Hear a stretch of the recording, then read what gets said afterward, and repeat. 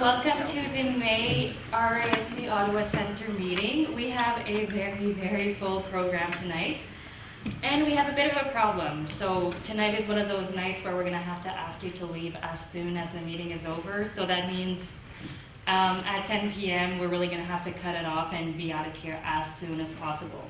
Now, we didn't know about this, so we did program a very, very, very big meeting. So we've got a lot of stuff coming for us. We're going to have Dave Chisholm's usual Ottawa Skies, followed by a special guest. We have a guest speaker today, John Evans, who's going to be speaking about astronaut psychology. Then I believe we have an FLO update. Could that be it? Yep. So after the break, we're going to have another GA update with Tim. And then one of your counselors, Sofia, is going to be presenting some of the survey results from that survey we sent out a few months ago. We know that's highly anticipated. And finally, we've got just a few observations. Like I said last month, we have lots and lots and lots of observations this month. So we'll see if we can get through them. So new members this month, we've only got two, Nathan Mitten and Cal Flynn. Welcome.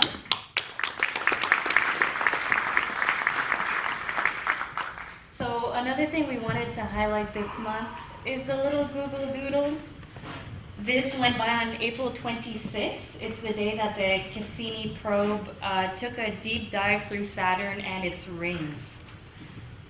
So this is part of Cassini's grand finale, meaning that in the near future it's going to send back a few pictures and then it's going to crash into Saturn's atmosphere. So this is really its grand finale. This is what we've been waiting for the whole time. Members in the news, you may have heard of this. It's very exciting.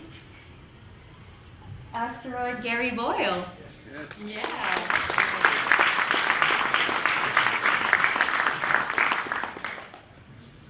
So this was an asteroid, I believe, discovered in 1995. It has an orbital period of about 3.5 years. Gary isn't here tonight, but I think he deserves at least a good round of applause.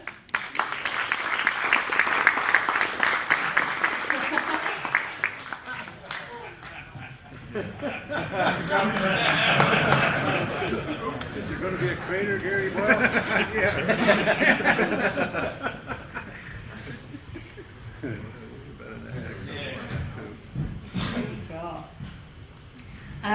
So unfortunately, on a sadder note, a longtime member of our Sandra Ferguson passed away. She's held some very important positions over the years. They're all listed here. And so her family invites you to her celebration of life, June 10th, and it's in Richmond. So if you want more info about that, you can just contact me. So I'll hand the mic over to Dave for this month's Sky.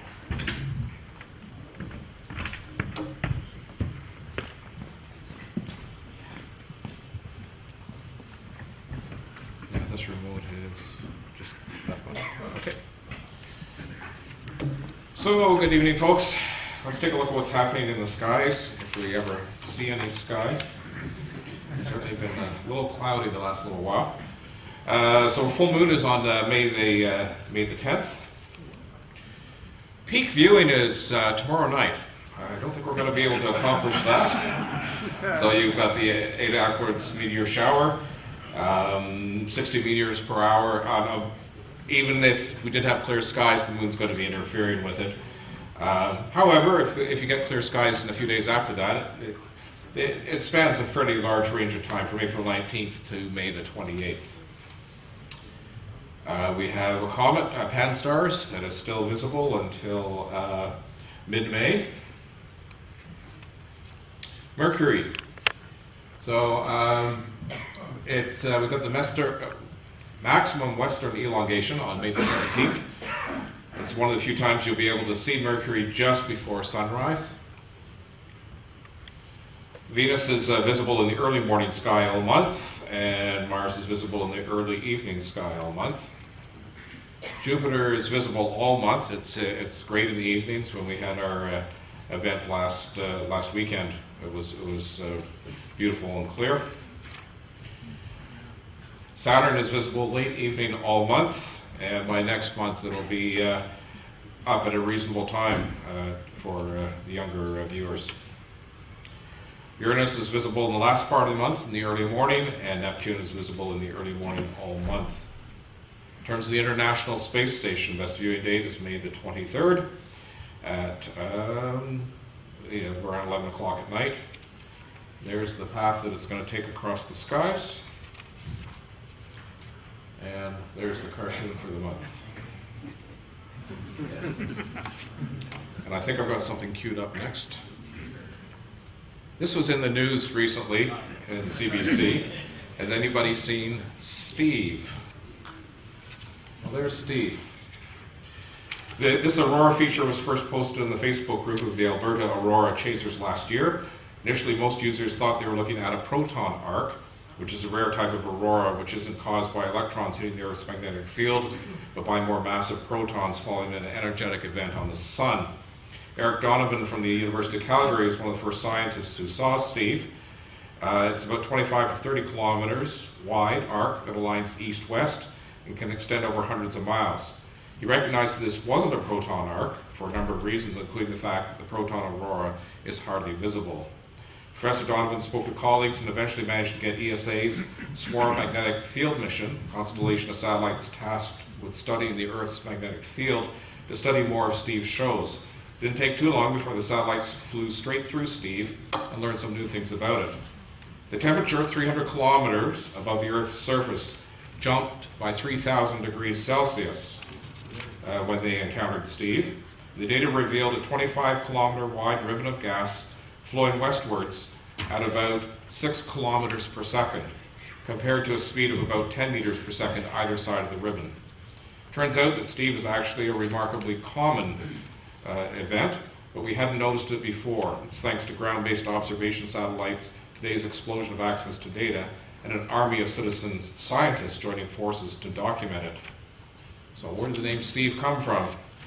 Well, because they knew it wasn't a proton arc, they didn't know what to call it. So Steve was named in honor of the children's movie Over the Hedge, which the creatures arbitrarily conjure up and named Steve to describe an object they were not sure about. So that's who Steve is. Thank you.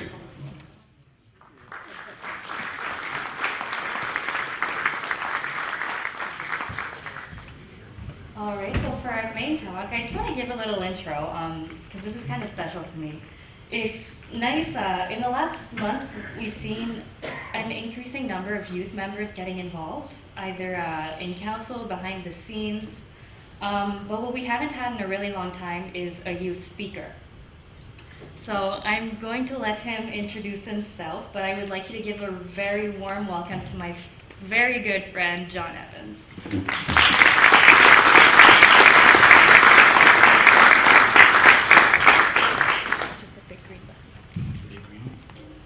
Alright, so I guess just a little intro about me. I'm John Evans, I'm 17. I'm currently attending Heritage College for Sciences program, but we'll be attending the Royal Military College next year in engineering. I'm currently an Air Cadet, 653 Squadron, and with that I took an advanced aerospace course over the summer, which is where most of this information was drawn from. The information was composed by me and 3 other people, who are Alexis Kaiser, Victor Bichette, Jacob Gagne. It was presented at a space expo that took place over the summer. And that's about it, so I guess we'll get on to the presentation. It's also shorter than it was supposed to be, and I'm sorry if I talk fast, kind of nervous. So to start off, astronauts are supposedly the best, strongest, smartest, and bravest of humanity. But can they still crack under the pressure of space? In training, they undergo a variety of mental and physical evaluations to measure their optimal performance for the challenges of space. Being the greatest among us, how come their personal feelings and well-being aren't a common subject when discussing life in space? Astronauts can spend as much as a year away from the planet Earth, but how do they deal with this isolation? In this talk, it will be answered if loneliness can affect an astronaut's performance, and if so, how can they deal with this in the limited time that they are given? So, isolation is defined as the process or act of isolating or being isolated. Although temporary periods of isolation can provide benefit to the psychological state of a person, large periods of isolation can have very damaging effects. Astronauts being isolated for nearly the entirety of their missions know this best. Unlike isolation on Earth, astronauts can't simply get up, go out, take a walk, or talk with their family whenever they want. And how does this affect the brain? Well, these effects can include mental conditions, varying between but not restricted to sleep deprivation, depression, anxiety, or even solipsism syndrome, which refers to a psychological state in which the person feels as though the world is basically inside of their mind, they're making it all up, and they feel as though they are God. Astronauts can also start to become nuisances towards their goals of their missions because of the deterioration of their mental state. An experiment taking place in 2010 in Moscow, Russia, called the Mars 500 mission, was a mission simulating basically what would happen if we were to send astronauts to Mars on a large scale. It showed that the monotonous routine of space travel could seriously affect the mental state of astronauts. Matthias Basner of the University of Pennsylvania said that all of the astronauts were falling apart in terms of their attention systems. Despite attempts of keeping these astronauts stimulated during their 17-month mission, with diversions such as video games, DVDs, or books, 4 of the 6 men studied were found to have extreme negative mental effects. The first of the men started living a 25-hour day, which threw him completely off schedule with the other astronauts within a week. The second man to suffer psychological effects managed to sleep well at night, but took very long naps during the day, which would have compromised the state of a real mission. The third man suffered from chronic sleep deprivation and committed most of the mistakes made during the simulation. The fourth man succumbed to extreme depression. According to Stephen Lockley, a neuroscientist who studies sleep medicine at Brigham and Women's Hospital in Boston, having some of the 6 crew members with different schedules and a different amounts of sleep would likely make for poor team performance and increased risk of accidents and injuries in a real-life situation. With a Martian day being slightly longer than an Earth day, which a Martian day is approximately 24.65 Earth hours, the chances of the problems becoming worse or becoming more common is even higher than on Earth. So the previous paragraph outlined how the isolation affects the astronauts and how it can cause them to develop mental issues and screw up their missions. On the ISS, the astronauts are isolated for up to a year and need to retain their integrity in order to complete missions and not wind up dead. Astronauts need something to do in their free time in order to combat the stress brought on by isolation. This can be done in many ways, such as making company with yourself, talking to your family as much as possible, exercising, going online, playing instruments, and just generally keeping busy. Another aspect to combating isolation is that the astronauts can just forget about their worldly struggles and look into the vast expanse called space, but that could still result in solipsism syndrome, which I said before will cause you to believe that you are God. One of the main ways astronauts can combat stress is by making friends with themselves. When the astronauts are floating in space, they are given limited time to talk to their friends and family, which means that they have quite a bit of time with themselves to just think. One core quality the astronaut needs is the ability to be happy in his own company, so they will never truly be lonely. This can be related back to the first few weeks at a new job, where the new employee in question will not know anybody, meaning that they cannot rely or tell anybody anything because they really have no friends or connections yet. The person in question will combat this by isolating themselves and learning to enjoy their own company. This is the same thing that happens on the ISS, where astronauts must be their own best friend in order not to succumb to stress. Astronauts can also combat stress by befriending their fellow crew members. This will allow them to feel included and as though they are not completely alone in space. Even when NASA is selecting astronauts, they choose people who will socialize and won't put themselves over the team. Notable examples of this include the Apollo 12 crew. The 3 crew members spent all of their time together, drove matching cars, and overall became best friends, which led to the succession of the Apollo 12 mission, because of the synchronization of the 3. An example of how not cooperating with your crewmates can compromise the mission is the Shuttle Mir missions. American astronauts found themselves isolated due to not being able to speak to their Russian counterparts. The reason for these slip-ups was not only due to lack of communication, but also due to power cuts and a collision with the resupply ship.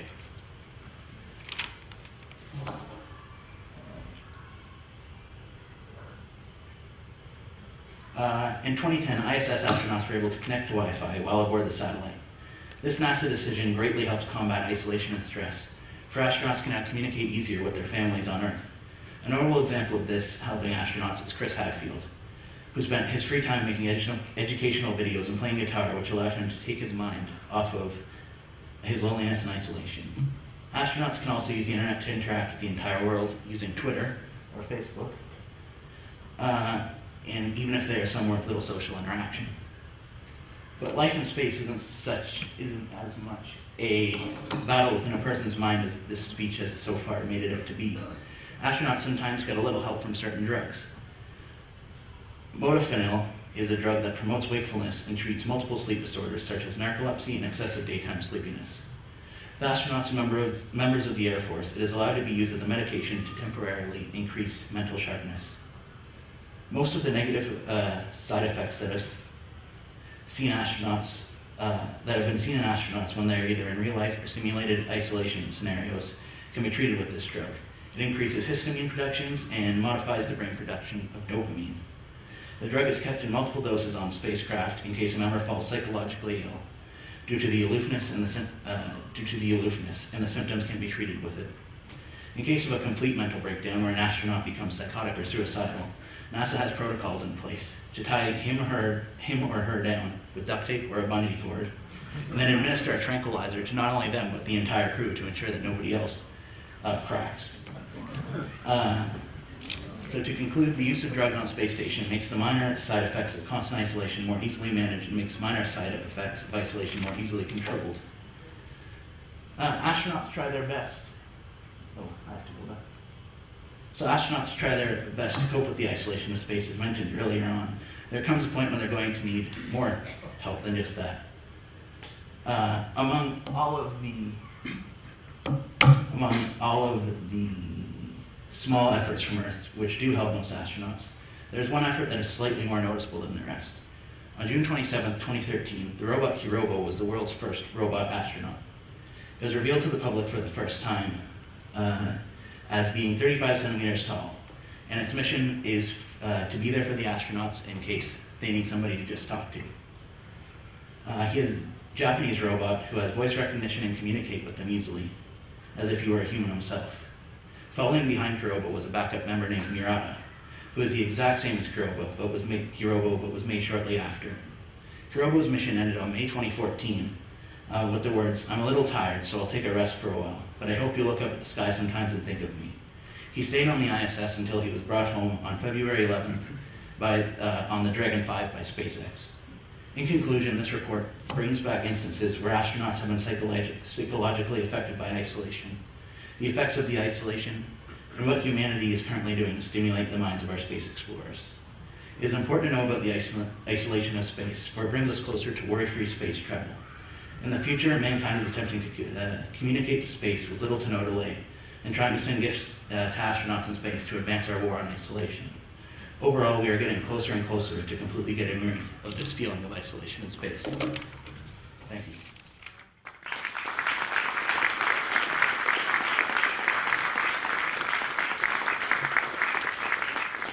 If there are any questions, I can try my best to answer them. I just think the lights there. Jonathan, have they had any instances really where people kind of lost it while they were in space? There was a book written by a Russian cosmonaut. I can't remember the name offhand. It was something like 125 Days in Space, about his experience orbiting Earth. And he talked about how he was feeling himself like he was going insane. But there wasn't any really documented cases. Yes? You talk about methods they have to stop astronauts feeling so isolated in Earth orbit. What are they considering for longer missions, like, for example, the mission to Mars? Unfortunately, a lot of that information is still classified by NASA or other sources because they're trying to maintain the integrity of the astronaut as if they would never actually go insane, or if they would never actually crack under space. So it's actually pretty hard to research this. Fair. Yes? Yeah, in the 70s there was a mission called Skylab, and the third mission, the crew actually mutinied and turned everything off for a day. Oh, It's something you should look up. I'll look that up whenever I get home. Thank you. Yeah. Yes? I'm very interested in Buzz Aldrin's book, Return to Earth. Have you seen that book? It's about his psychological paralysis after the mission. It's a very good book, actually, because he had a complete breakdown. All right, I'll research into that too. This was done, we were given about a week to research this before the actual Space Expo, so it's kind of like rushed research, rushed everything. Any other questions? Oh, one at the back.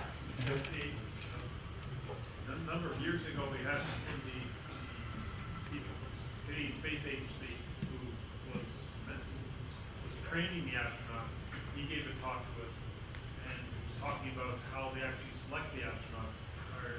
Do you know if they're actually now training astronauts for isolation, or are they just trying to test the astronauts to study isolation? I believe right now they're just focusing more on studying it because they can't really treat it if they don't know exactly what's going on. So I know more and more missions are ongoing, especially for if we were to travel to Mars within the distant future or near future. Any other questions? Yes? How might VR influence the astronauts? Like virtual reality? Yeah. I didn't really get to research What that. do you think? Oh, what do I think about it? I think that it may make it easier because then they could actually feel as though they were back on Earth. But VR is still very, I guess, in its early stages on Earth. So going to space might be more of a long-term thing. Any other questions? Yes? You know, you were talking about that experiment with like 6 men were tested? Yeah, Mars 500. Yeah, were there any women in there? I don't believe so, no. Okay. I believe it was mostly comprised of men. But they're all from different countries, Canada, or not Canada, but the US, China, Russia, Poland. I believe I saw a question up there. No? Yeah, Rob. Oh, yeah. Just wondering, with the compound or the base they have up in Canada's north, is it Devon, I think, or Devon Island? Or Alert? not so much Been there. Alert, but there's a simulation Mars base up there. And I was just wondering, people go up there for a while. Do you know how long it takes before you start seeing the effects of isolation? That falls under the whole classified category because the government's still trying to keep it classified. Honestly, whenever we were researching, we tried so hard to find out, and we were wondering why we couldn't really find anything. Then we came across one page that actually said that NASA was classifying the majority of information along with other governments because they wanted to make astronauts still look like they were the best, like they were the strongest. So, yes. I think they probably pre-screen astronauts and give them a number of personality tests or whatever to see who would be more resilient for something like this. Would you agree? Yeah, I actually said that earlier on that when NASA is selecting astronauts, they look for people who are more likable with their comrades, Yeah. and they really test mentally on kind of what can happen and how they would react. So basically, if you already have pre-existing conditions such as depression, if you do have narcolepsy, insomnia, any of that, you would be almost immediately taken off as soon as they found that out. Any other questions? All right. Thank you very much.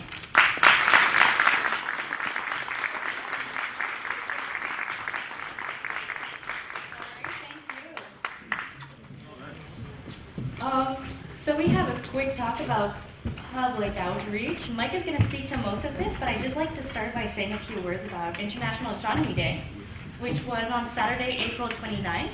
So we held some activities here at the Aviation and Space Museum. We did have an indoor display promoting the society, interacting with people. Chuck had his crater display out. But most popular was the solar observing. So there were 6 or 7 members who set up their scopes outside and offered free solar observing, and I think there was Venus too that was out. It was very, very popular. We had a steady stream of people all day long. And I believe, Tim Cole also had the museum's planetarium up. We had about 100 people going through there. And at night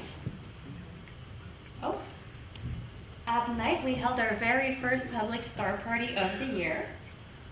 It was actually very popular, especially in a new location. So there were about 200, 250 people who showed up for that. But it was a very, very cold night, so it ended a little earlier than we would have liked. So here you go, Mike. Oh, so yeah, I just want to say a quick thank you to all those who volunteered. Frank, Jimmy, Dave, Tim, Attila, Ingrid, Rob, Richard, Paul, Wolf, Chuck, Chris, Janet, and Gordon. Thank you.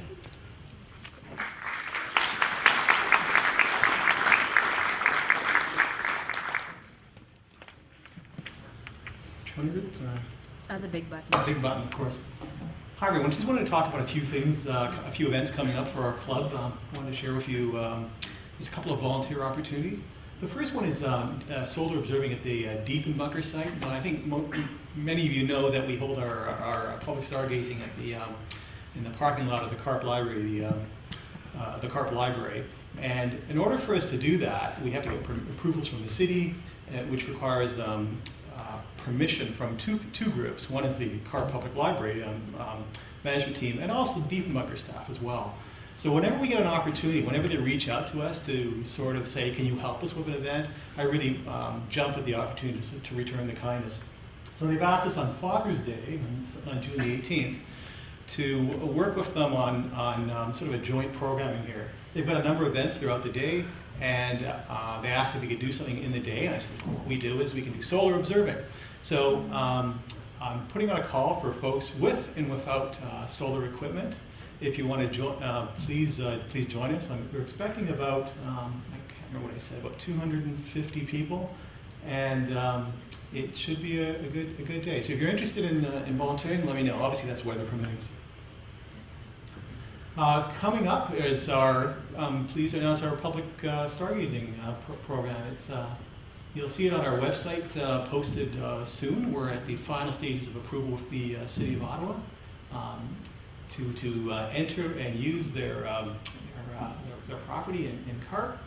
For those of you who are not familiar with it, it's at the it's right beside the Diefenbunker in the parking lot of the Carp branch of the Ottawa Public Library. So here's the schedule, and again, it'll be posted on the web hopefully within a week. Like in previous years, we always have a target date and followed by a series of alternate dates.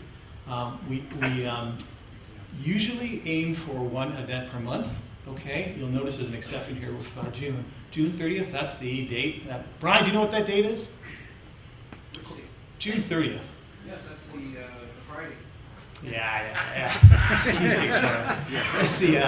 That's First day of the General Assembly. That's right, the first day of the General Assembly. Sorry, I didn't know there was going to be a quiz. Yeah. So as part of the General Assembly, we have a stargazing, and that's what that day is all about. Last year, it was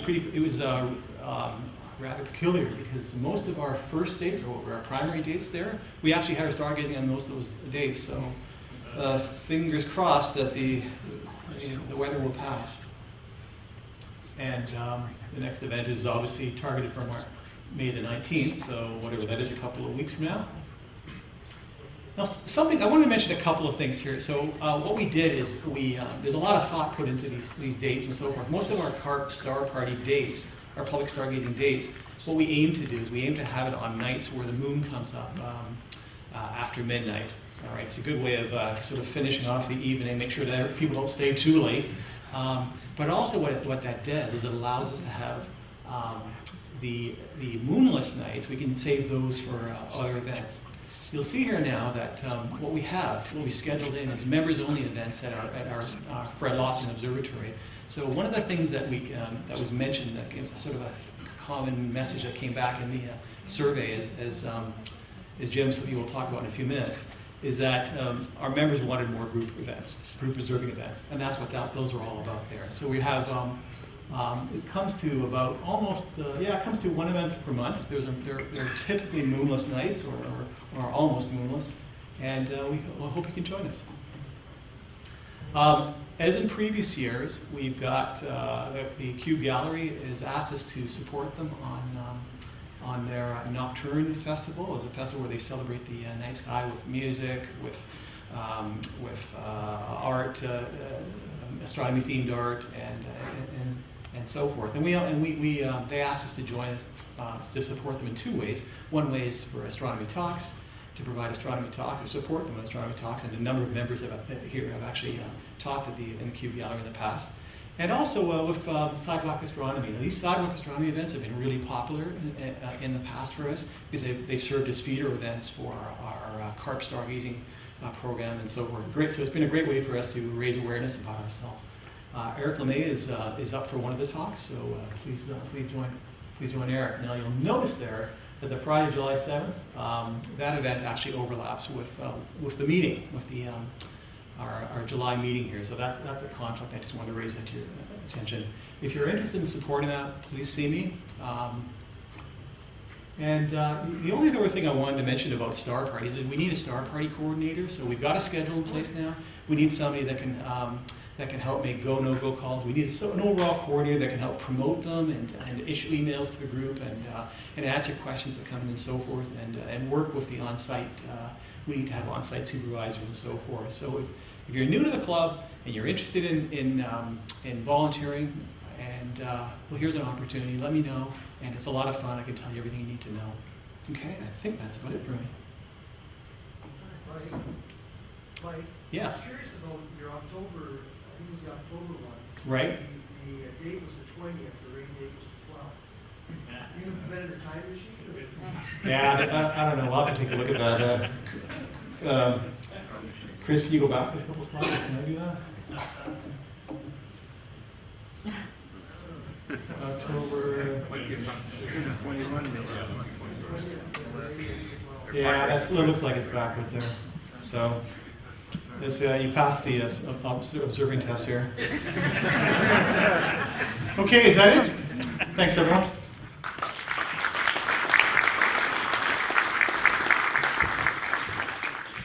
Alright, so next up is Gordon with a few updates on the Fred Lawson Observatory. Thanks, Kelly. Okay, first of all, as you may recall, we were missing a director for the FLO.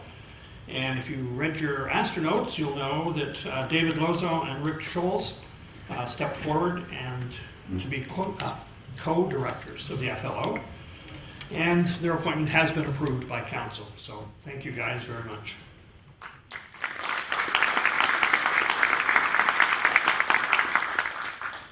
One of the things we've been talking about doing for a while, and it came up in the survey, is the warm room at the FLO. A lot of you said that you'd use the FLO a lot more if the warm room were available. So one of the things we'll be doing shortly, there's no fixed date in this, but it'll be happening probably within the next month, we'll be installing a digital lock on the door to the warm room. And the combination to the lock will be the same as the gate. So if you don't know what the gate combination is, come see me or Tim or Mike or somebody, okay? Me, I don't know it. Yeah, well, go see Mike. I don't know either. If you're like these two bozos, you can email me at contact RASC, whatever it is, RASC, Ottawa. Yeah. If you go to our website and you click on contact, that email comes to me and I'll get it for you. Yeah, what can I say? So anyway, that'll be happening within the next couple of weeks. Now, typically the reason that the warm room has been locked is that's where the key to the observatory has been kept. And so if you weren't trained on the 16-inch, you couldn't get into the warm room to get the key. So what we're going to do is we're going to move the key for the observatory to one of those realtor lock boxes, which will be in the warm room. And the people who have keys will be contacted about that. What else did I have for you? Okay, so later this month or early in June, we're going to begin doing the renovations of maintenance. You can see the roof on the observatory is a little rusty. That's going to get painted. There's a little rot in a few places. We're going to deal with that. The walls are going to get painted. And if you're interested in being part of the work party to do any of that stuff, just let me know. Again, at the contact email on the website. As part of that, we're going to be removing the 16-inch telescope. We'll be leveling the floor in there, and we'll be installing the 18-inch Starmaster. And once the new scope is in place, we'll install a digital lock on the observatory, and then when people are trained on it, they'll get the combination for that. The thinking is that we're probably going to be building another observatory for the 14-inch that we have, and if we put in a third scope, we'll have a separate building for that. And then you can get trained on all of them and get the combinations to each observatory, or just the one you're interested in being trained on. And it just cuts down on a lot of problems. Mike mentioned about the star party starting on the 27th. If somebody's interested in helping with that, that would be great. Again, just contact me, because I can't do that one. That one's Julia's birthday. So if you're new to the club and you want some help with your equipment, these star parties would be a great opportunity. Just come out, set them up. There'll be lots of people there to help you. And if you've only ever observed in the city, you're in for a real treat. I mean, the skies out there aren't the darkest in the world, but they're a lot better than in here. And you'll be surprised at what you can see. We're also hoping to corral Martha into organizing a few more starbacues to go along with a couple of those events. And the dates we gave you, these are going to be a go, no-go situation. If it's clear, we'll have the star party. If it's raining, it's gone. We're not going to go with rain dates, because as you noticed, they're usually within a week of the FLO, or the CARP star parties. What? It's Chris. Yeah, okay, it's Chris playing. Okay. So anyway, the go no go will be made. The call will be made the same way it's done with the CARP star parties, early afternoon, the day of, and we'll deal with it the same way. Emails are posting on the website. Okay. Thank you very much.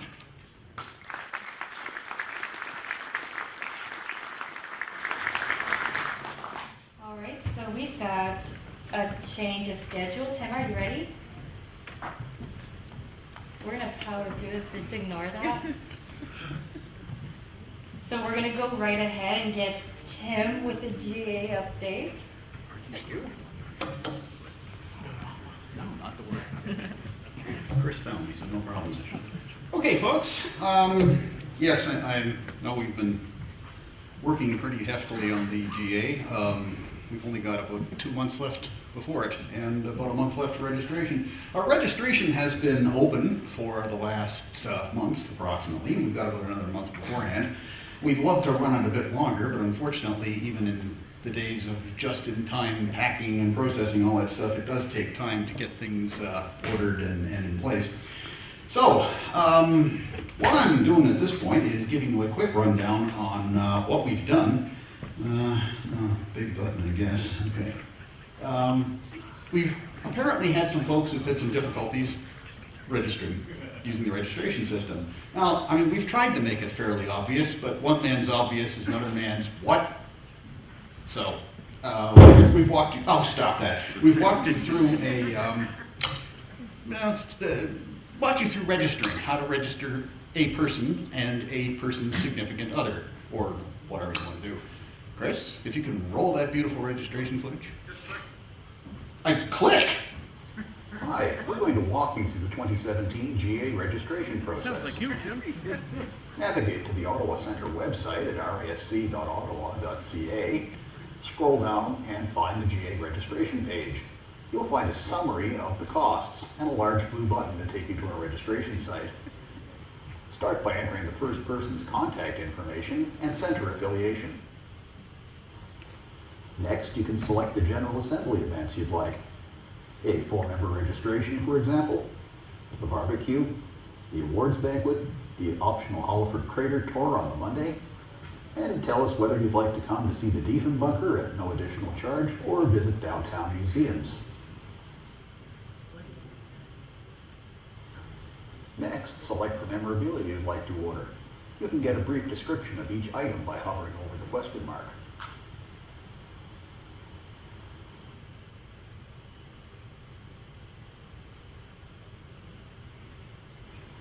When you select t-shirts, you'll have an opportunity to enter the sizes.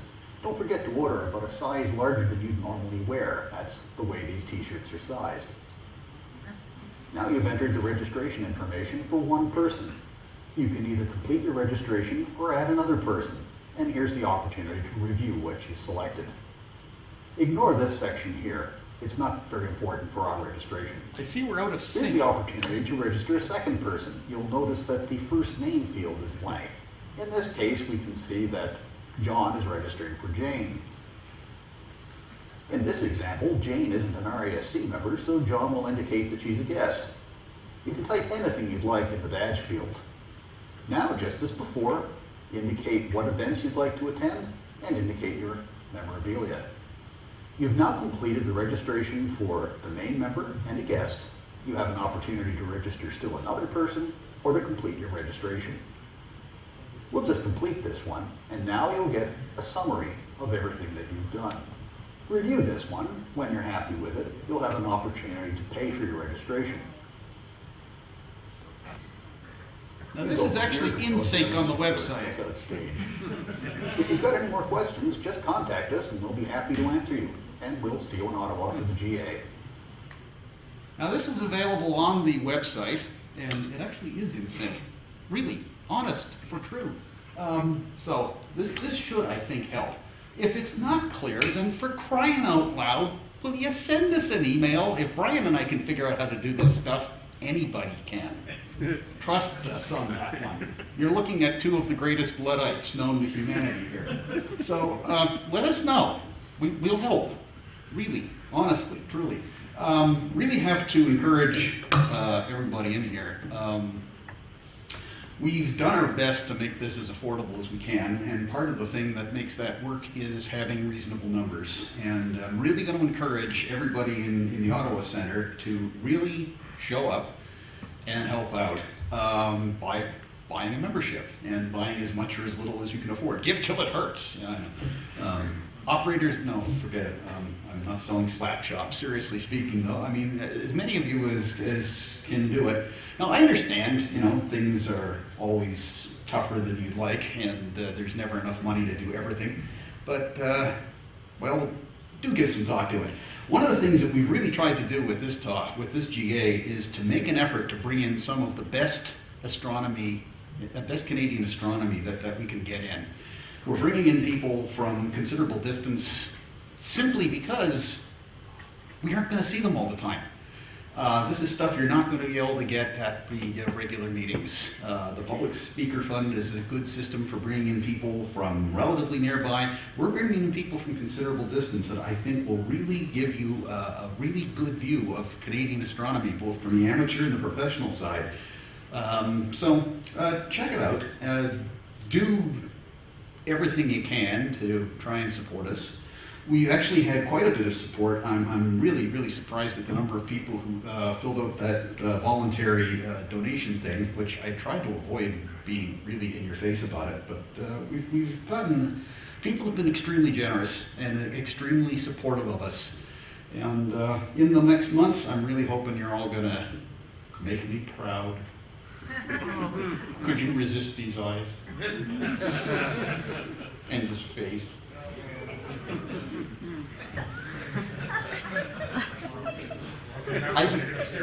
Oh, well, sorry about that. Anyway, come to the flippin' GA.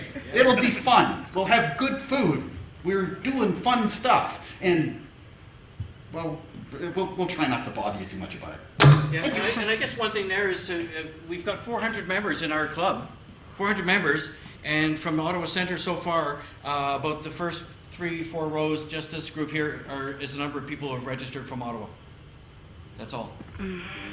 Guilt trip. I mean, we have to show the rest of the RASC what we can put on Ottawa, and I think we've got a really good deal on the go here. We're not having to pay for accommodation charges or anything, or transportation charges. So please, if you can do it, come out and show the flag, and let's show them what a vibrant center we have. I mean, look, we've got 120 people here tonight, and other centers would just they'd kill for that. They'd kill to get numbers like this out each night. So if we can get even if we could just take all of you and transport you right over to the GA, we'd be rolling. If you paid. Couple of calendars here we forgot to sell earlier. So for $5 each, or if you want to put an additional donation with that as well. Thank you. $5 each or 1 for 10. Oh, no.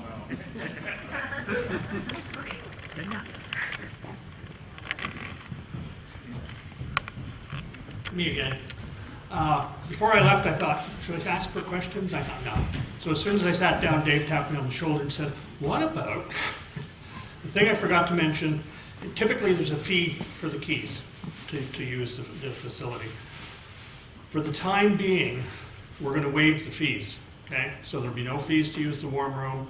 we'll come up with some scheme to get money out of you eventually on that. And until we get the 18-inch in place, if you're a key holder, your keys will still work. And then once the 18 is in, everybody's going to have to get trained on it, and we'll deal with stuff at that point. Okay? Thanks.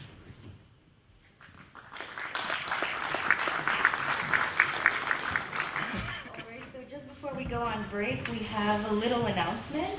I don't know what happened to the font, but hopefully you can read it a little bit. So our longtime member, Robert Dick, is holding an open house get-together at his observatory.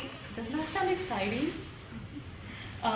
So for more info, you can write to Rob. I believe the address is rdick@robertdick.ca. That's pretty straightforward, right? If you really need contact info, you can write to me, and Robert insists that you write to him if you want maps, directions. So he is going to be available at the break if you want more information.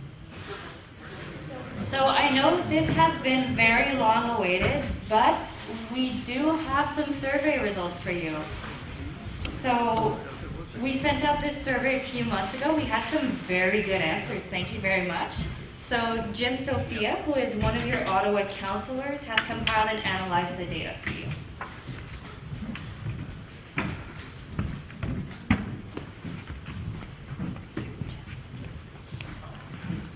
The big green one. Good. Very good. Good evening, everyone. A survey was taken in February to better understand the interest and views of the membership, and also to learn how certain projects and initiatives coincide with those interests. So I'm going to expand on these results, some of which was published in Astronauts just a short while ago. So first we're going to start with some basic information. There was a total of 116 responses, or approximately 33% of the membership took part in the survey, which ran for 15 and a half days. Now, just a reminder that our interpretation of the results are only based on this sample, as well as the sampling of those members who chose to respond to specific questions in the survey. So some questions were answered by all who participated, and some were not, for whatever reason. So with that in mind, this graph shows the length of membership of the survey respondents. And you can see a sizable chunk, 33%, were new members under 3 years. And this was mirrored by the fact that suggested presentations and workshops put some focus on the beginner as well as the quote-unquote expert. For example, how to choose a telescope, how to set up various types of telescopic equipment, how to navigate the night sky, how to recognize the constellations, how to star hop, and so on. The bimodal nature of the distribution of the graph also show a high percentage of longer time members as well. And if you'll, do I have a little laser beam? No, it doesn't work. No, it doesn't work, okay. Well, up on top you see the stats for each question. 115 folks answered, one skipped that one. Okay. Learning about the Ottawa Center, RASC, often occurred through friends as well as the web and media. Survey feedback was quite positive with respect to the Ottawa Center activities as a whole. Positive comments about our meetings, especially the oral presentations, the wide range of topics covered, and the display of astrophotography was very valued. Our sponsored events, such as star parties, for example, were well received, and publications such as Astronauts, Sky News, the Bulletin, and the Observer's Handbook have high reported readership.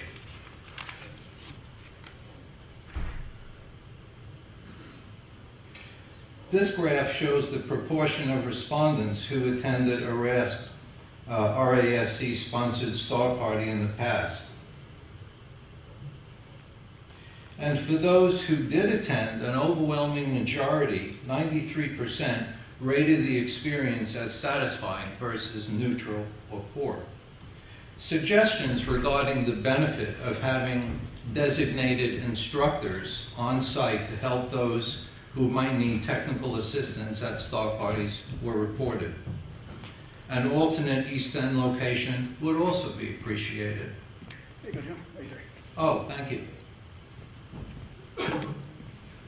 Now, while public outreach was viewed as very important in the survey, more members-only events, such as workshops and group observing sessions, were often recommended.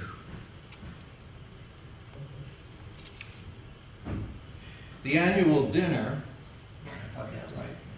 the annual dinner was attended to in the past 3 years by approximately 22% of the sample. More publicity and exposure to what the dinner entails may increase attendance. A number of newer members reported a hesitancy to attend, and some perceived the event as formal and cliquish, which would obviously negatively impact attendance. Now, Mike, for the dinner, do we still require black tuxedo with tails? Just a little attempted humor there, folks. Don't take me seriously. They make you do it. All right. Moving right along, the Ted Bean Telescope Library was used by almost 10% of the respondents to this question, as many reported no need to use the facility. However, those who did use the facility really appreciated the opportunity to learn about the instruments, but wished that the equipment borrowed came with instructions and guidance.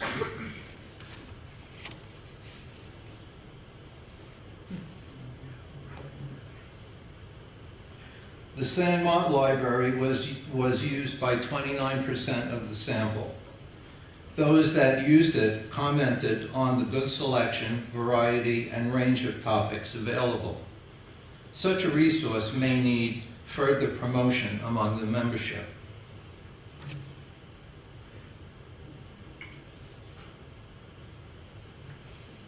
As part of the Smart Scope survey, members were asked if they would be interested in doing their own astrophotography. And as you can see, a very large majority, 67% of the 112 who responded to this question answered yes.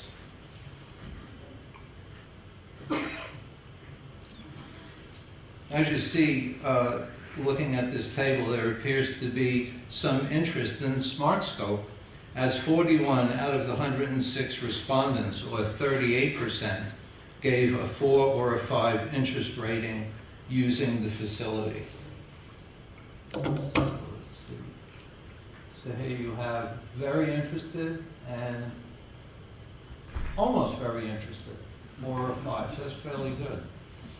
And there are 11 that are not quite sure yet.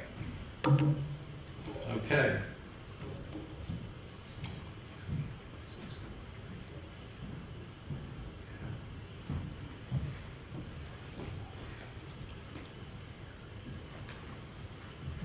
This table gives a projected estimate of the scope's monthly use. It would appear that most individuals who responded to this question would use the scope once or twice a month. Though there is, as you can see, 48, which is quite a large number, but as you can see, there is a small group of hardcore users. More than 4 times, and we can probably pick them out in the crowd. we could. Okay? This is an important table. The table here, based on 33 respondents only, show the number of individuals willing to volunteer maintaining the scope in one or more areas listed. So in other words, an individual who responds to this question can check off more than one area to help out. And this would be essential for the program to be viable. So as you can see, there are several areas listed a very important one, obviously, is the emergency response commitment. If we have a problem with the dome closing, for example, and it's going to rain the next day, we really need somebody to get out there and fix that. So we have 13 glorious individuals that have at least indicated an interest in helping in that particular area.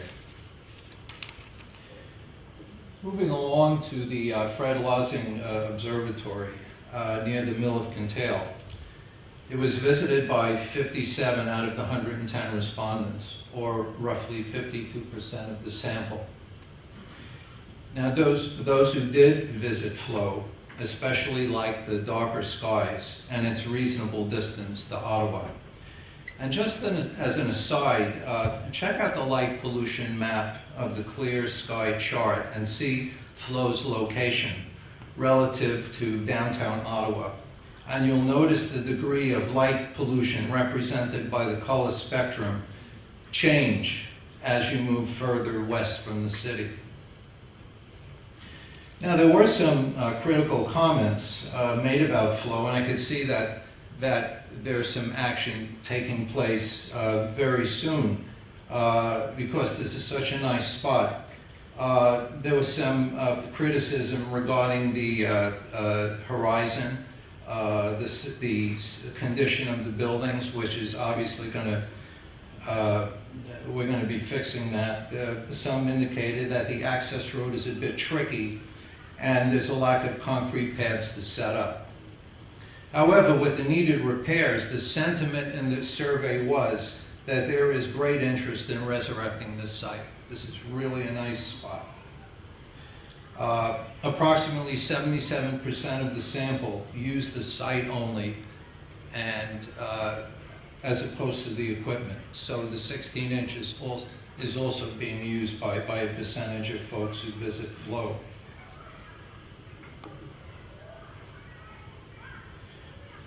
As Gordon indicated just a little while ago, of those who use FLO with their own equipment, 75% would use it more if they had access to the warm room. Certainly. The projected interest in using the 18-inch Dobsonian-mounted Starmaster and 14-inch Meade SCT at FLO revealed 23 out of 95 respondents rated a moderate or extreme likelihood in using the equipment. So that would represent 24% of the sample.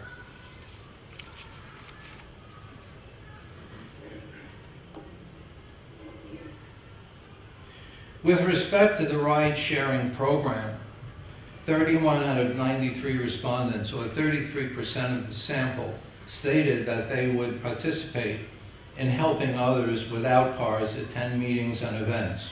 And correspondingly, as a member who may need the service, 12 out of 52, or 23%, would be interested in using it. And I believe the ride-sharing program is web-based and is currently operational. Is that correct? No, we're not there yet. We're not? Okay. We started a forum. Pardon me? We started a forum. Okay.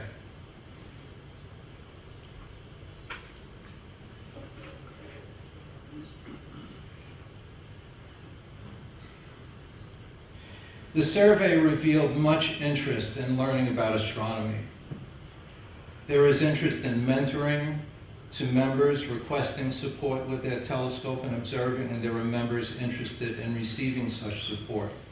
So along the educational aspect, we sampled member-only classes in a variety of categories: observing the night sky, telescope maintenance, different levels of expertise in astrophotography, video astronomy, and solar observing.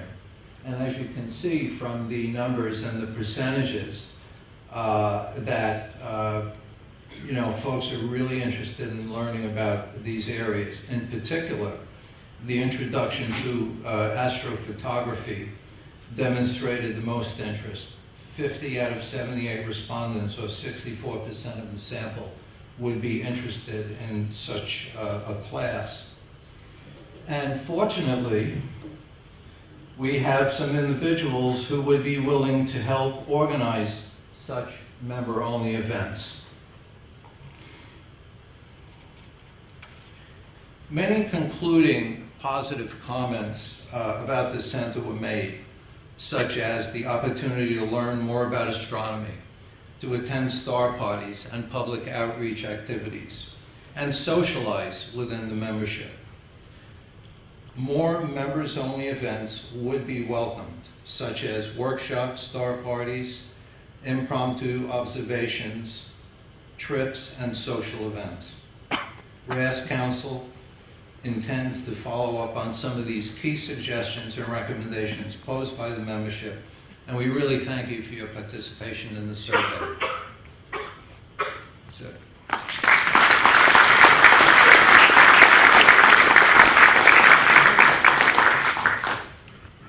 Are there any questions? Jim, could I, on your first chart, you showed the participation by people with various time in the society. So, How long? Yeah. Yeah. So, is there any? Do you have the data about the actual membership duration? So, this is who participated in the survey. This is just who participated in the survey, right? But is it possible to look into the actual membership duration of each member?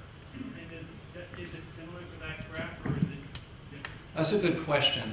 Chris, do you want to? I can answer it, but not off the top of my head like this. Okay. I have that data. Yeah, Chris definitely has that data. We do. Yeah, it's just interesting because the five models and it's supposed to be for beginners, but I'm thinking, just my own perception is we probably have, a few members in the 7 to 12 range. We probably have a lot of long-term members. Yeah. A lot of new members. Yeah. Maybe is something similar to that, maybe not quite so. Yeah, no, that's a very good question, and that underlines the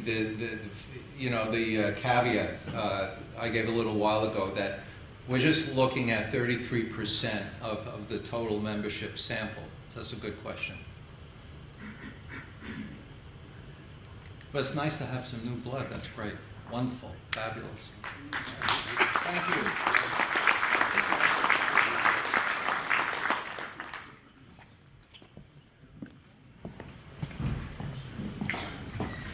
All right, are we actually on time?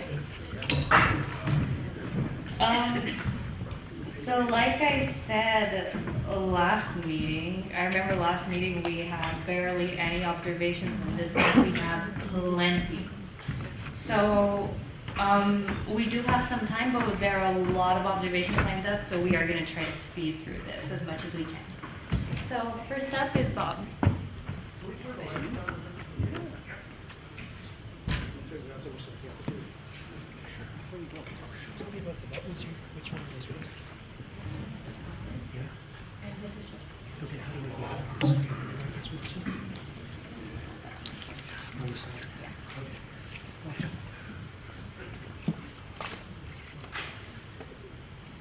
I'm going to talk about a 2-day moon, in case you can't read. I took this photograph in February, and it's a 2-day moon with Venus up to the right. And this is a little bit of a zoom in on it, February 28th, with Venus. And if you look at it more closely, this is what it does. And I took this with a DSLR, so the resolution is pathetic, and it was with a telephoto lens. But even so, you can still see the curve of Venus and of the moon being the same. The sun is down below in the setting sun, of course. Now, when you look at this moon, this is the one taken in March 29th, a month later. And these two moons look different. By the way, I just barely made it home. It's been cloudy and then suddenly cleared, and I had a chance to take this picture of the trees. And here are the two pictures, the February and March moons. And if you look at them, besides Venus not being in the bottom one, they're pretty similar, except for one little change. And I'll give you just a little tiny hint here. This is what I was doing when I took these two pictures. I was pretty happy about that bottom one. And this is in Orlando and Ottawa. And I don't know if you can see the difference, but here they are again. This is the Orlando moon, and if you go horn to horn, it's 7 degrees. And the Ottawa moon, if you do horn to horn, it's 23.7 degrees. And then if you look at them like so, the angle of the moon is 16.5 difference, and the latitude is 16.3 degrees different. By the way, the angle of those moons is idiotic. The precision of the graphing of the photo analysis program that I used gave it to me in tenths of a degree. I mean, give me a break. I can't hold a camera that straight. I don't know what the horizon is exactly. That's idiotic precision.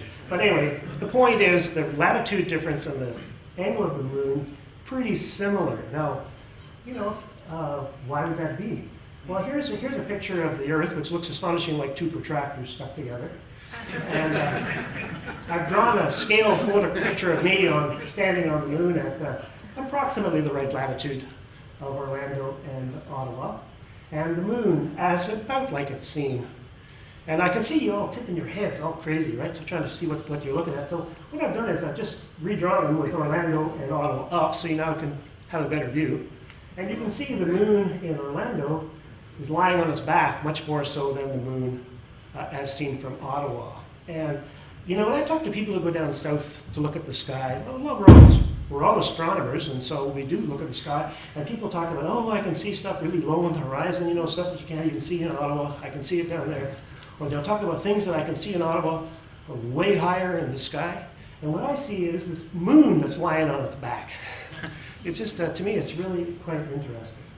And I guess the only conclusion is here that next year I'm going to image the Ottawa 2-day-old moon in May instead of March. That was pathetic. You remember the big storm. All right, I have some actual images here. This is the coat hanger image. And let's see if I can find the right buttons here. Why is it called the coat hanger? Well, for you folks with no imagination. All right. And this is a friend of mine, Paul Shepard. This is his favorite thing. Every time he sets up a telescope, if this thing's in the sky, I get to look at it. So you call it the Shepard asterism. Anyway, it's still pretty neat. You can tell it's a pretty wide-angle camera that I'm using here. This is a Teleview 3-inch scope set on a fairly big chip camera. And this is M8182. I just had a chance to see that visually through Richard Harding's Starmaster telescope, and 82 especially is just absolutely gorgeous in the telescope. The little galaxy up in the corner. And then I took a picture of one of my favorite M63. And I took this picture in March, and I don't know, about a month later, Mike Wirth posted that there was a supernova in this thing. Well, you certainly can't see a supernova in this image. It's too wide angle. And I can zoom in a little bit. So I'll go from here to there.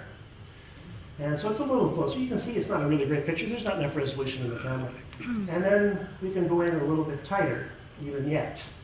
All right? And this is the pre-supernova March 22nd image of M63. Now, where would the supernova be in this galaxy? Well, I'm not going to find it on my own. It's too dim. So you look it up. And there's a reference image from Rochester Astronomy. They have a pretty neat website with all kinds of supernova stuff on it. And that's where it is. So, is it in my image, which was taken before the supernova? We shouldn't be there. And color images are very difficult to see differences in intensity. So this is a black and white image. I just took the luminosity part of my image and looked at it here. And it turns out if you want to see differences in luminosity, it's actually better to look at a negative image. So I just reversed black and white. And you can see there, pre-supernova, there's no supernova. All right? No supernova. So what's there after? So I managed to stick together some images, and here is the supernova on April 22nd. Now, if you look there, you can see there's a supernova there. There's a little faint, fuzzy spot there, which is the kind of thing I would show my wife if I wanted to annoy her. You know, you want to see something spectacular coming out of this little faint, fuzzy thing. All right, so let me tell you about the supernova. It was discovered by the GIA group, which is Cambridge, University of Cambridge, and was discovered April 9th. It's a type 1A supernova, which is the kind which is a white dwarf, oxygen-carbon white dwarf. It's sucking stuff off of another star nearby. And eventually the star, the white dwarf, is bigger and bigger and bigger, reaches 1.44 times the size of the sun, mass of the sun, and the carbon ignites. And there's this big blast setting off the oxygen at the same time, and they fuse to higher elements than the carbon and oxygen. And basically it does that in 6 seconds. So the star basically vanishes in a big fireball, if you wish, turns into billions of degrees at the core of the star suddenly, and you get the supernova. And the trick is, because it occurs at 1.44 of the mass of the sun, it's kind of like a standard candle. No matter where that occurs, it's about the same brightness. There are some differences, but it's about the same brightness, so it's a fabulous thing to look at. So the guys looked at this one, types 1A, and they also looked at the redshift, and they found the redshift was too high for being, it's not in M63. It's not in M63 at all. It's behind M63 somewhere else. And the redshift indicates that it's 40 times as far away as M63, which is 27 million miles away. That puts the supernova about 1 billion light years away. So 1 billion years ago, the star vanished. 27 million years ago, it went through M63. And on April 22nd, a few photons crashed into my camera here on Earth. And the thing about that is, the camera is only, the telescope is only a 3-inch telescope. So it's not a particularly big telescope. Anyway, there we go. I didn't show my wife this. Anyway, that's it. Thanks very much.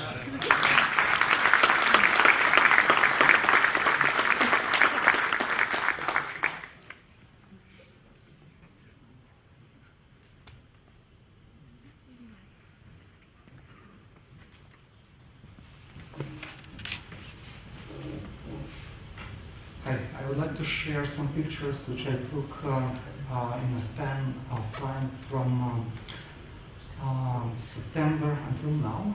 The problem is that, as you know, there was very little clear night, and there was really few trips, maybe up to 3 to 4 trips, which I managed to make to FLO. This is a result of one of them. This is M33. It was up in the skies in September, October.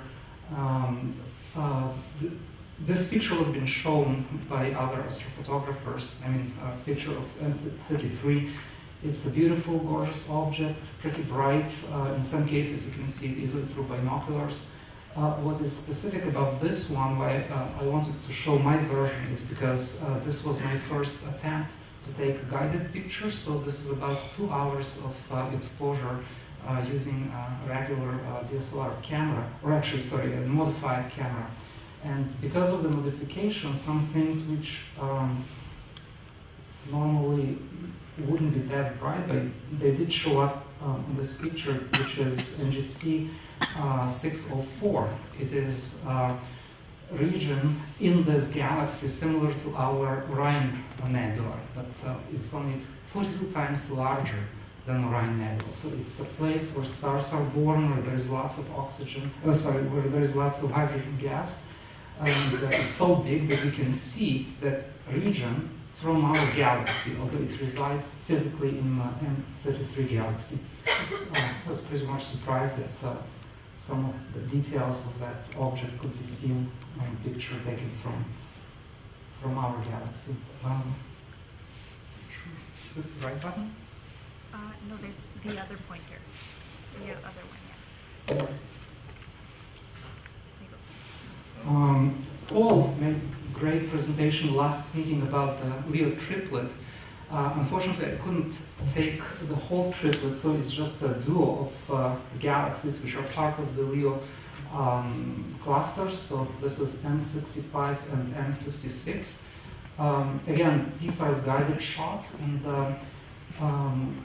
why I wanted to show it because there is, I'd say, pretty much some details showing up clearly about the dust lanes in both of the galaxies.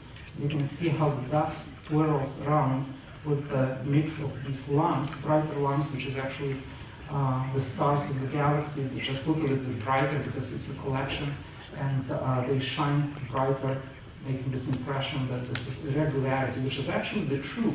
This galaxy is irregular because they believe there is a gravitational pull that either this galaxy passed close to the other or is experiencing that pull. So if you look closer, this disk is a little bit irregular, but this is a spiral galaxy. Unlike that one, this is the bar galaxy. You can see a bar inside, and it goes like almost straight across the center, while the arms go all the way around. And this is the very same M63, which I took 3 weeks ago. Ironically, it's exactly the same date when that supernova was discovered. And I'm sure there is a little bit of it, but when I found out that it was actually in a galaxy, as Bob mentioned, behind it, like 42 times or something further, then I got kind of disappointed whether I'd be able even to see it, so I didn't pay much attention to the details. But if I guess if I do more research, if I try to superimpose these pictures on those from previous attempts of historical pictures, maybe there is this little dot. Bob did a great job trying to extract as much information as possible about the supernova, but unfortunately I cannot show you with this picture that this is exactly the spot where that supernova was discovered. Jupiter, last meeting, actually next day after last meeting, was in opposition to the Earth, was pretty bright, pretty big. I didn't even have to use Barlow lens, but this is a composition of a few images taken within a span of time, and part of that is through Eclipse telescope. So there is two different sources of information superimposed, and this is as much details as I managed to extract from it. You know, well, this is Io, the satellite, or Io. There is one thing here which is a bit kind of unusual. You know, there is a great red spot which is not on this side, but there is a white spot which is right here. And this is a smaller, or they call it red spot junior, or oval BA, which was discovered in 2006. Apparently, it was not really discovered, it just appeared to be there because, as you know, the weather on Jupiter is quite unpredictable and pretty windy. So now and then these hurricanes form, and they create this swirling patches of gases, which result in this pattern of hurricanes. They appear, then they disappear. Apparently this oval BA is pretty steady formation, so it did not go away within the next 10 years, and you can still see it. It's facing straight to the observer when this picture was taken. In late October, me, Eric Linné, Andrew Brown, and Paul Cloninger made a trip to Addington Highlands, where we saw these amazing bright auroras quite unexpectedly. The purpose was different, the targets were different, and the story is slightly different, but this was so magnificent, so bright, that all four of us just we decided, well, this is worth of taking a shot, and this is one of the examples of what we saw that night. So this is straight north. You can see the Dipper right here. So the polar star is somewhere there, straight on the north. And on southwest, this is what Milky Way looked like that night. I'm not sure if this is just light pollution, which is very unlikely, but most likely I would imagine that the aurora would extend that much. You could still see some of the greenish light here along the horizon. And yeah, here are 4 of us cheering to the dark skies, and was ginger ale. And yeah, there's also, I'm not sure if I can easily locate the very same dipper, but yeah, it was quite an experience. Thank you very much.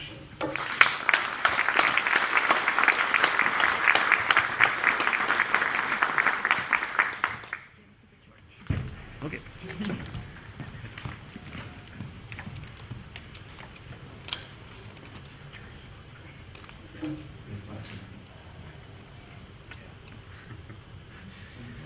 Okay, I just have 2 moonshots here. This one was captured on Saturday the 29th during Astronomy Day. Hopefully everybody had an opportunity to participate either in the activities here at the museum or at Chapter's Silver City. We had a great turnout there. It was a lovely, clear night, even though it was a little chilly. And I did have an opportunity to, I had a video display of this live up for people to see, and I was able to, when people weren't watching, capture some frames. So this is a mosaic of 2 images that are each made up of the best 300 frames from a capture of 1,000 stacked and wavelets applied. And this image I captured back on the 8th of April in one of our rare evenings of clear skies that we had this spring.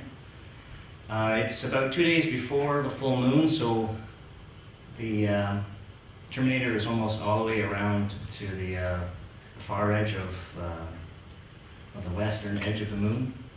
And this particular area is one of my favorite areas because it shows a lot of volcanic features all in one kind of compact area. So up here on the north is to the top, or to the right here. You see there's a series of domes here. It's 1, 2, there's a little guy there. Those are referred to as the Gruithuisen domes. Gruithuisen is the crater here that gives this area the name. And these are confirmed through spectrometer measurements to all be older silica-based volcanic domes, quite unusual in their height versus their diameter. Most of the other volcanic features on the moon are a lot flatter. So this is an interesting area to observe, and if you zoom in, you can actually see the crater at the top of Gruithuisen. I think this is Gamma Delta, and they just call this one Gruithuisen Northwest. There's another tiny one here that's really hard to see, which I have not yet confirmed if it's volcanic, but it's called Carolyn Herschel Epsilon.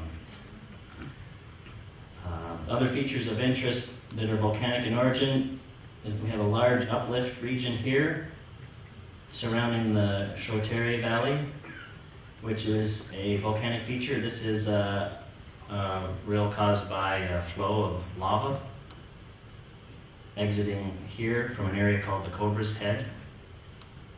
And on really, really good nights of seeing, you can actually see the rill extend out into the lowlands here. I wasn't able to see it that night because the seeing was terrible, but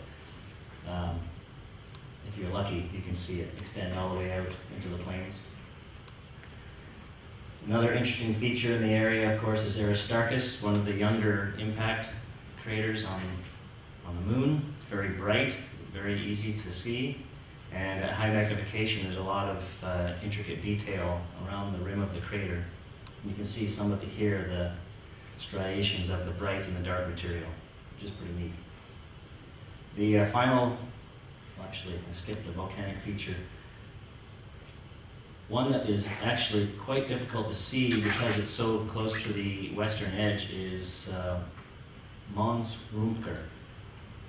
It's a large volcanic feature. It has about 40 different domes that assemble together to make a structure that is 500 to 800 meters tall and about 40 or 70, can't remember, kilometers across. So it's a massive volcanic complex.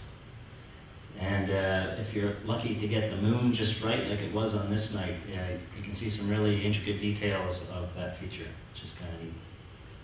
And the final volcanic feature is this region over here next to crater Marius.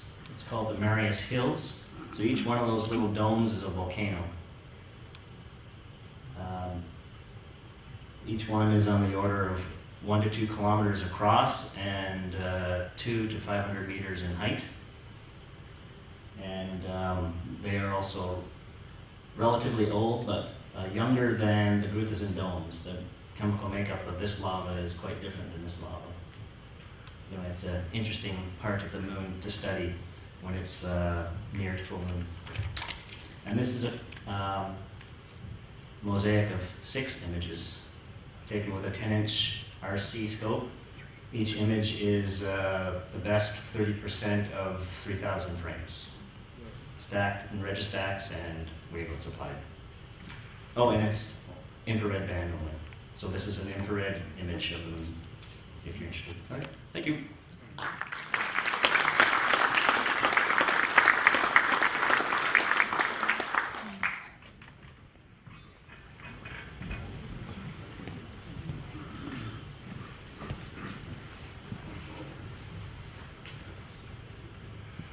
And the one in the center? Yeah. Yeah. No.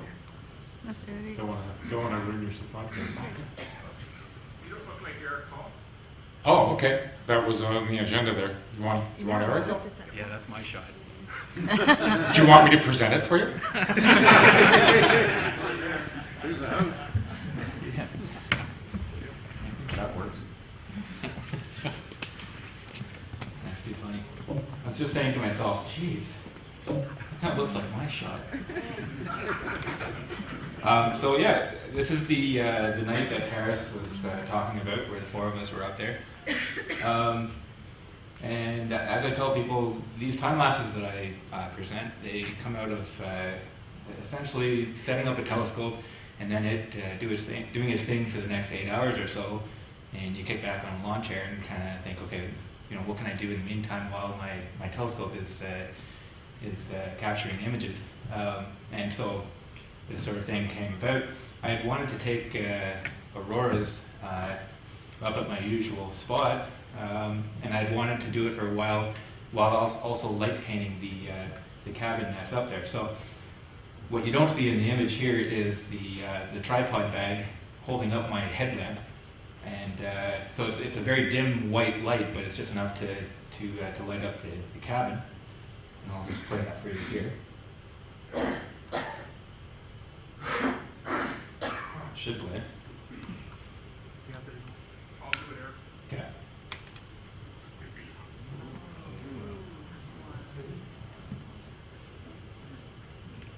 Now, one thing you'll notice with these time lapses, there's lots of lights that whiz by, and a lot of people ask me, are those meteors?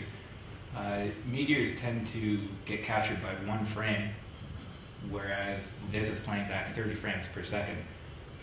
So these are more satellites and airplanes that are flying by that take quite a bit longer to cross the entire sky. So this show of auroras was very strong at the beginning, and then it just tapered off. You can see there was a bit of wind there that night as well too, as the grass is kind of swaying back and forth there. So while I was taking this image here, my telescope was acquiring.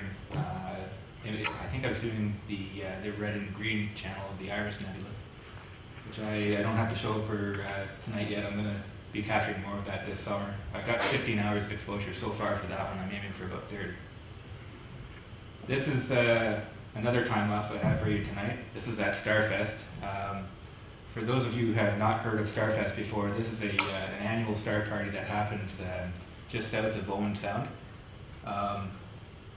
On a good year, you'll have 1,000 astronomers there with their telescopes. This was last year, where I think there was about maybe 400 or 500 people at the most. Still was a lot of fun. The large telescope in the foreground is the Teledance Telescope, so it's a lot of fun getting a chance to look through all the different telescopes that are there. And as we play this here, you can get a sense of the dynamics of a star party. The light pollution down towards the bottom there is coming up from probably Orangeville and Toronto. Still quite a ways away south, but it still shows up. So that's that one. Now this is Labor Day weekend. Andrew and I headed up to the Algonquin Park, just a stone's throw away from the Algonquin Radio Observatory, and it is really dark up there. You can see a bit of light pollution to the north, east, or I guess it's more to the east at that point, from Pembroke. So anyway, so we'll play this one here. So on this one, I'm using a slider. I've got a 2-meter rail where the camera is, while it's rotating to keep the Milky Way in the center, it's also sliding 2 meters to the right. So you get a bit of parallax there, just a little bit from the trees. The closer you are to an object, the more parallax you get a sense of. It looks like there's moving structure in the air globe. Yeah, there is a little bit there, yeah. That's a good observation. Eric, what's the speed of the slider as it moves along the slider? It's like watching fingernails grow. It's really slow. So it will span, I mean, it depends on how long you go. If you, say, program it for 2 meters worth of travel and you have 1,500 exposures, it'll take a picture and then it'll move basically, an increment that's equally divided along that. So the more pictures you take, the finer that is, and when you get up into like 1,500 pictures, it really is like you watch it and you can hear the motors actually spin, but you don't really appreciate too much motion. So that, of course, the shorter the distance and the fewer the pictures, the faster it moves. This on the same night, I decided to initially I wanted to take a picture and have star trails. I'd seen somebody do that. I can't remember who it was. I think it was Dave Dev down at Starfest, and he had created this magnificent star trails image, and it was just a still image. But I thought that's really cool, so I'm going to try to do that myself. And I proceeded to set it up as though I was doing a time lapse, and then I would just take the images, stack them all together, and I would get star trails. Then I had this idea. If you could play that, Chris, please. I decided to do that in a video. So right about here. So the one thing you can perceive here is that I was using a 14mm lens, whereas on the other ones, on some of them I was using a 24mm lens. It's stretched a little bit here, so you can see where the North Celestial Pole is, and it's not exactly circular. That's because the 14mm lens is wide enough that it's skewing things. But what I particularly appreciate about this image, first of all, it shows you where the North Celestial Pole is. So if you're talking to somebody who doesn't know sort of the general motion of the stars through the sky, this helps to explain to them how the stars move through the sky. But it also kind of highlights all the trees being silhouetted. These are jack pines that are probably 100, 150 feet tall. What the image doesn't say, though, is the sounds that come from that, right? This is the Algonquin Park, and a porcupine walks by, you think, whoo, it's a bear, and you go hide in your car. Sorry, Eric. So, yeah, that's all I have for you tonight. Thank you.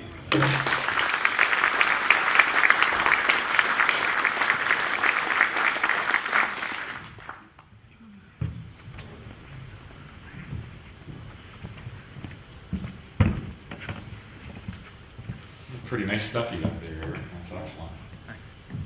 Hi everybody, I just got a few quick ones for you here. I've started practicing my solar photography. As you know, in 3.5 months from now we're going to get a solar eclipse, and I intend to be in the path of totality. So figured I might as well start practicing there. So we did have a good span in April of some good sunspot activity on the sun. I figured that's an ideal target there. So this is a shot taken with just a 70 millimeter Apo and a Canon 70D, and using a combination. Actually, this is a stack image, but it's using a combination of Thousand Oaks solar glass filter as well as a Bader mylar filter for luminosity there. So you can see some of the granulation on the sun there, and oops, sorry about that. Oh, wrong one.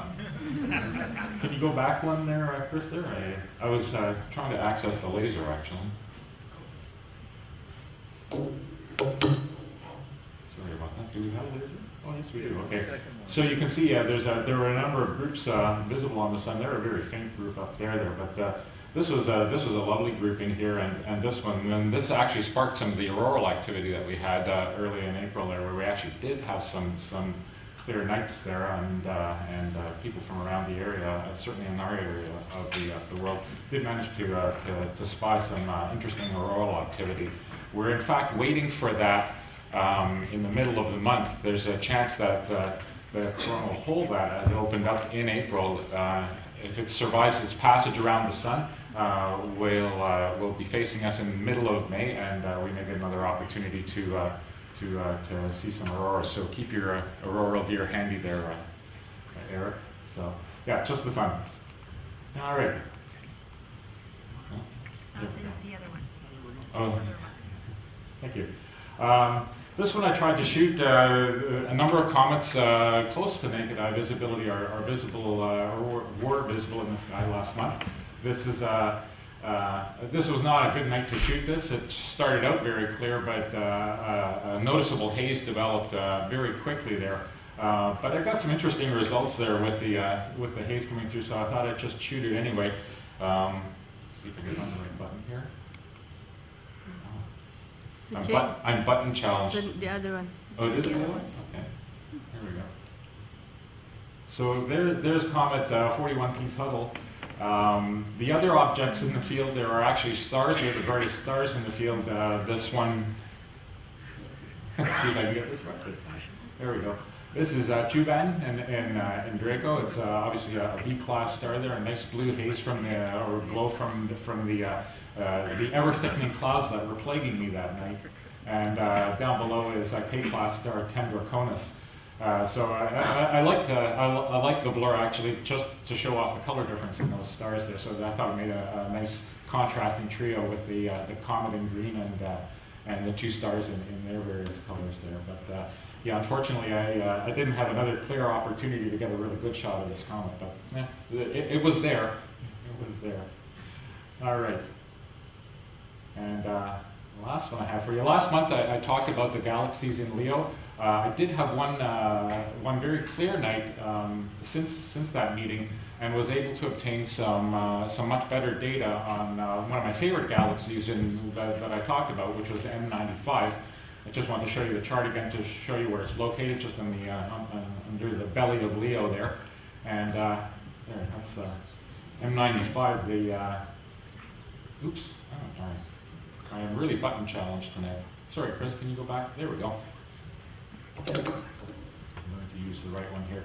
But yeah, there's some of the spiral arm data came up much better. You can see some of the reddish nebulosity there. Still wasn't a super night, but it was better than the nights that I had previously to image the stuff that I showed you from last month there. But again, really nice galaxy. One of the brightest galaxies in the Leo 1 group, about 38 million light years from here, and about 75,000 light years across, so similar in size to our own Milky Way.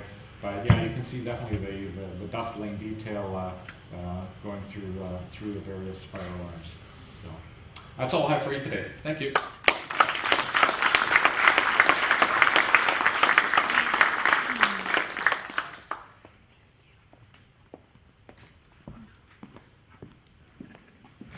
All right, those were some great pictures tonight. So next up, okay, so for our final announcements. So I just want to mention, I know at the beginning of the meeting I said 10 p.m. But really, as soon as the meeting is over, we're going to pull door prizes, and then everyone has to get out as soon as possible. I think it's like 6 and 7-year-olds tonight who are having a sleepover, so we'd like to get them in bed.